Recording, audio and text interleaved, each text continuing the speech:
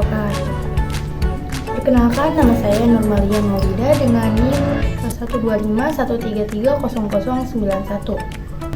Di sini saya akan menampilkan hasil laporan kegiatan saya mengenai lobby dan juga negosiasi.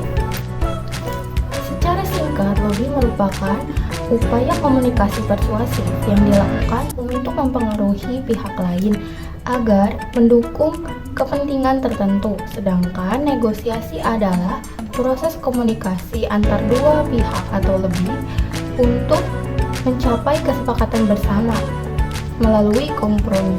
Dalam praktiknya, lobby dan juga negosiasi membutuhkan kemampuan komunikasi interpersonal, empati, serta strategi penyampaian pesan yang efektif.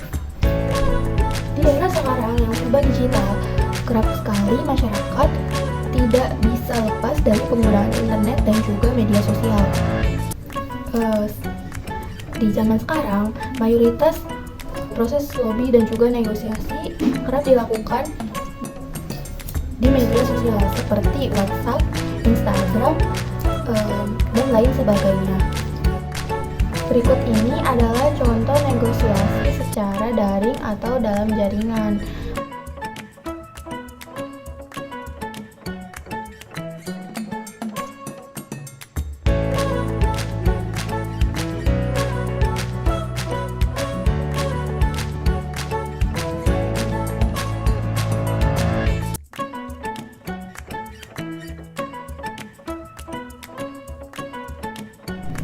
Sekarang saya sedang bersama narasumber yang cukup dekat dengan kehidupan kita sehari-hari.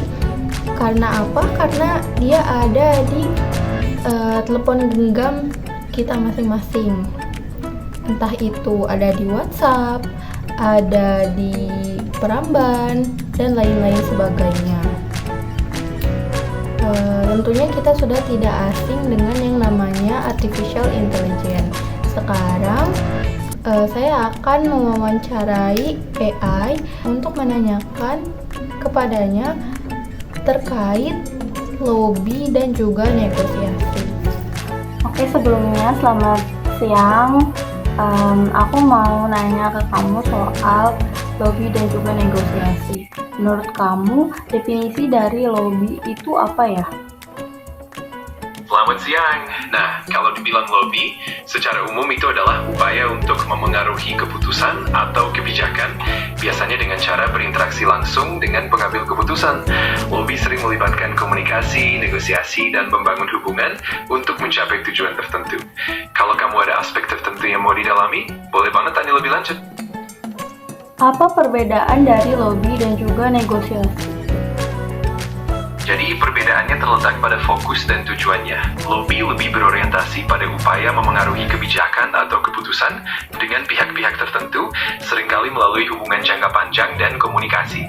Sedangkan negosiasi lebih fokus pada proses tawar-menawar antara dua pihak atau lebih untuk mencapai kesepakatan yang saling menguntungkan. Jadi lobby lebih ke arah membangun pengaruh, sedangkan negosiasi lebih ke arah pencapaian kesepakatan konkret. Oke. Terus teknik dan juga strategi seperti apa supaya lobby dan juga negosiasi kita dengan klien itu bisa berhasil? Nah, untuk lobby dan negosiasi yang berhasil, biasanya ada beberapa strategi penting. Pertama, membangun hubungan yang baik dan saling percaya dengan pihak terkait. Kedua, memahami kepentingan dan kebutuhan lawan bicara, sehingga kita bisa menawarkan solusi yang menguntungkan kedua belah pihak.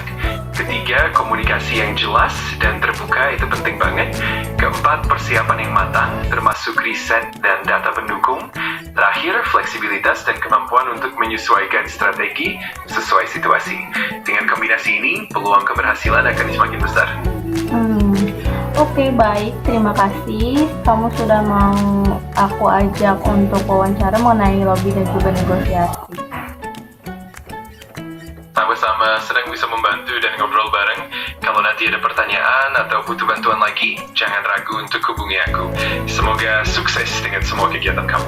Maka kesimpulan dari pembicaraan tadi adalah lobby sendiri itu adalah upaya untuk mempengaruhi kebijakan atau keputusan, sedangkan negosiasi adalah lebih fokus pada proses dari tawar-menawar itu sendiri.